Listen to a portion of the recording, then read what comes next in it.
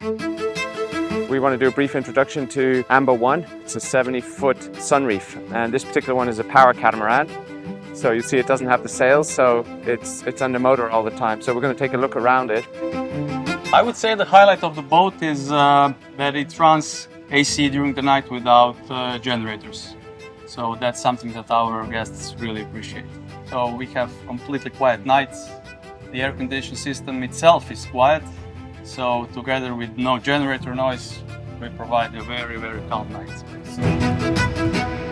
We prefer to cruise at 10-11 because the feel is like we are going 3-4. Okay. So we really don't feel it. Sure. The consumption is 25 liters per engine. Yeah. And we can go 18.7 maximum speed. Maximum speed. Yes. But with 10, we consume very little fuel, and the feel, there is no vibrations.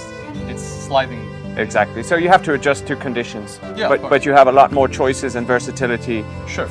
Compared to a sailing catamaran. Yeah. With sailing catamaran, I would say maybe 10 knots is maximum, and then you get the vibrations, consumption. I also noticed that today they're hosting a lunch, a broker lunch, so you can get a typical setting you might expect for a lunch that you receive on board. Let's take a look up on the flybridge. The best part of the boat. You got a nice windshield here as well, which I see many of the other yachts do not have. And then obviously if the weather turns a little bit or the wind picks up, you can also you also have covers that this area can still be utilized. Of course, yeah. Yeah. Can I ask you, so when in my discussions with clients at the booking stage, while they're still deciding on the boat for them, they're obviously always curious about where they're going to go and how the week is going to go. Some people like to have an exact itinerary, and I'm always stressing you need to have flexibility for a number of reasons. Obviously, weather conditions is one, but also once you meet the clients and they're on board, within a few hours you have an understanding of what they like. Yeah. And then you have the local knowledge to say, I know places that you're not familiar with that I think you're going to love. And obviously, as the week goes on, you get an idea and the feedback from them if you've chosen the right locations for them. We tailor the itinerary according to guest preferences, and we have almost every week different.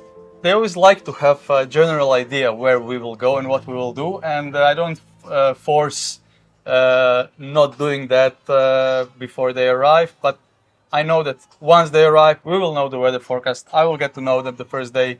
We basically go the first day to a close by bay. Yeah. We sail for 1 hour. We anchor in a bay, have dinner, relax, and in the morning we open a chart, and then exactly. And I think that's amazing, because I spend a lot of my time trying to remind the clients that this is a private charter, that the crew will know locations that you don't know. So you need to, while you may have point A and point B planned, from day to day, you need to leave some open time for the crew to have suggestions to show you the real true magic of places that you may not be familiar with or may not have heard of before. And quite often the client feedback is that's amazing when that happens and the crew get that right, and I think they're very experienced at understanding the clients that way. We usually stop once or twice during the day.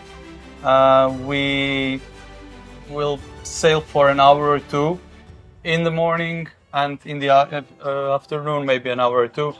That would be some general idea, and then of course it depends on clients' wishes if they want to. We have 1,000 islands, a lot of villages, bays, and when you include the weather, then every week is different. Sometimes we spend every night in the bay, sometimes every night in the marina village. I think on this flybridge it's a very difficult decision where to sit or lie. Everywhere just looks so comfortable. Definitely. Yeah. People love those.